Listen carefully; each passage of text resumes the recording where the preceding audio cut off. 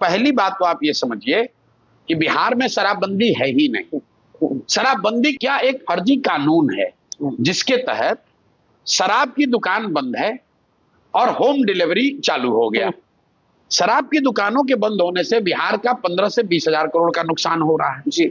और ये पैसा जा कहां रहा है? ये पैसा होम डिलीवरी करने वाले शराब माफिया को जा रहा है, उसको प्रश्रय देने वाले नेता और अफसरों के पास जा रहा है। तो बिहार की गरीब जनता का 15 से 20 हजार करोड़ हर साल का नुकसान, और ये पैसा सरकारी तंत्र, अफसर, नेता और शराब माफिया के पास जा रहा है। तीसरी बात, लोगों ने कहा कि इससे वुमेन एम्पावरमेंट हो रहा है। तो आप जब से शराबबंदी की कानून लागू हुआ है 2016 से, आंकड़े निकाल लीजिए, करीब करीब 8.25 लाख लोगों पर केस किए गए शराबबंदी के कानून के तहत।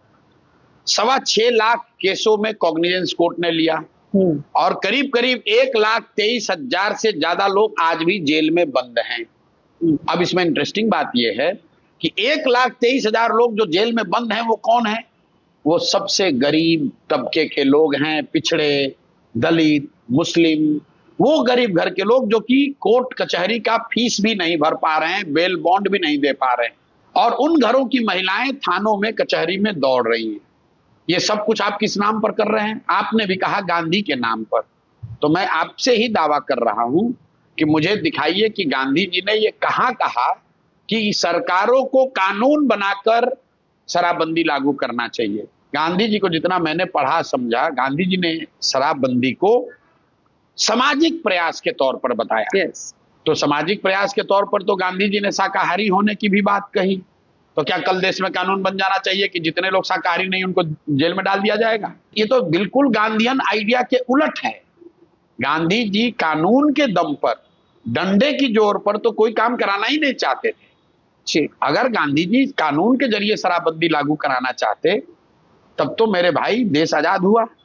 उसी समय उन्होंने कह दिया होता है पूरे देश में शराबबंदी लागू कर दो भाई, पंडित नेहरू, सरदार पटेल, कौन गांधी जी की बात मना करता? एक अंतिम बात, मैं सारे भाजपा और जदयू, राजद के लोगों से, कांग्रेस के लोगों से पूछना चाहता हूं कि अगर शराबबंदी के इतने फायदे हैं तो ये बढ़िया फायदा, बढ़िया लड्डू आप लोग बिहार के लिए ही क्यों रखे हैं? योगी जी लागू कर दे यूपी में, मोदी जी लागू कर दे पूरा देश में, राहुल गांधी लागू करवा दे तेलंगाना में, कर्नाटक में, वहां की महिलाओं को क्यों आप परेशान कर रहे हैं?